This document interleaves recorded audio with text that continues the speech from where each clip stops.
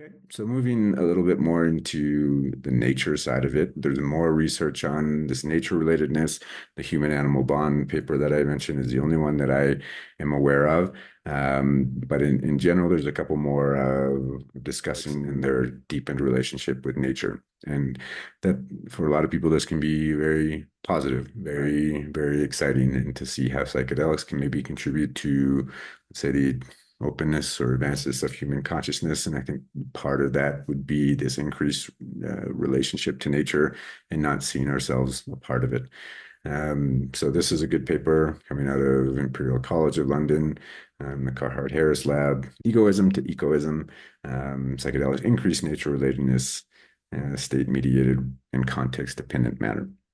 So a good paper, I recommend looking through it. Again, it discusses some of the biases and how they approach that. But in general, nature relatedness was significantly increased 2 weeks, 4 weeks, and 2 years after the psychedelic experience. That initial nature relatedness that might come might be further extended by people having a better appreciation for nature and then choosing to go into nature more, which is great. And then having those continued positive effects which can last for years by developing a stronger relationship to nature in general. And then we discuss what are some of the reciprocal benefits. So, from our point of view, looking hopefully having a kinder, compassionate view of nature will be a positive thing for nature, but what are the reciprocal benefits that people have of going into nature as well? So just read this. An increased acknowledgement of nature has also been implicated in enhancing psychological connectedness in a broader sense, including connectedness to other people, nature, and life in general. There is a substantial body of literature linking nature relatedness to psychological health and well being, including improved well being at the state and trait level.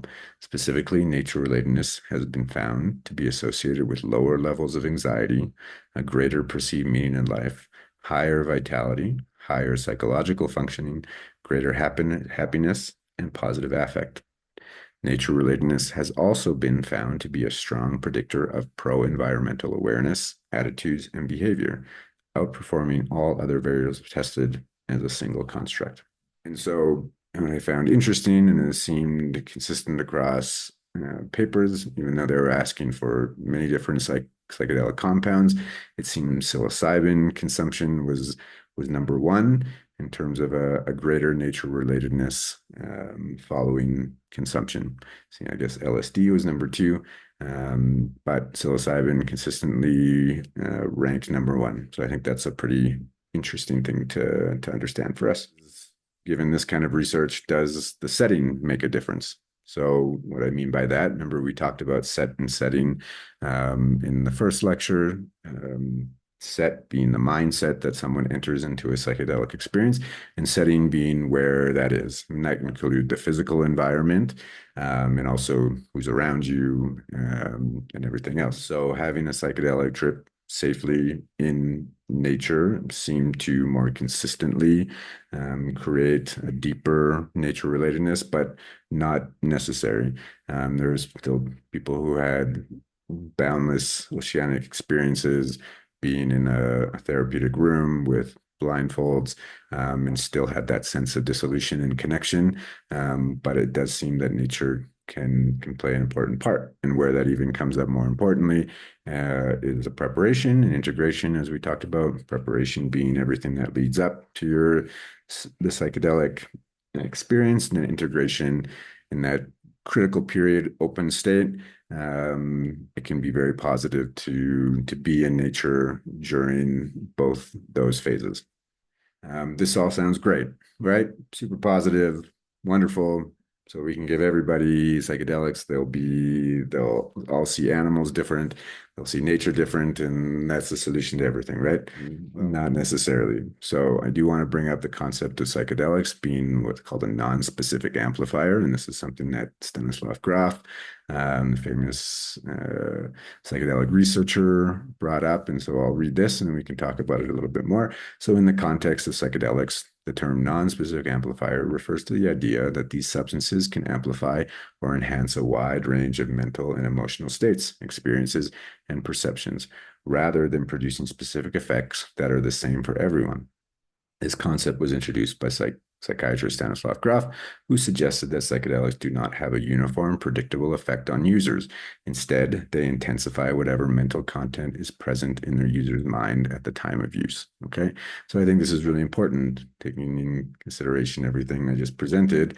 And this may not be true for everybody, and the environment that that person's in, the state of mind that that person is in, this could conceivably go the exact opposite way. An example people often use is Charles Manson, who had his cult and they gave LSD, and in a kind of a brainwash cult scenario, they ended up doing very horrific things, which I won't go into. And so it's not necessarily you take this substance and this wonderful thing is going to happen. There's a lot of factors that go into having this kind of positive experience. Um, and so that's important to know of if this is a potential outcome we're looking for, or helping people move towards this, then how do we create that environment to make that possible? Those would be some of the questions, or there's just a lot more that we need to know before we can make these very bold and clear claims. Given this non-specific amplifier, what are some of the potential risks as it relates to human psychedelic use and the human-animal bond? I have some that I think of, which may be positive for that person, but how is that going to show up in the exam room if they see their animal different? Is this going to change the way they want care, how they approach certain disease conditions, certain procedures?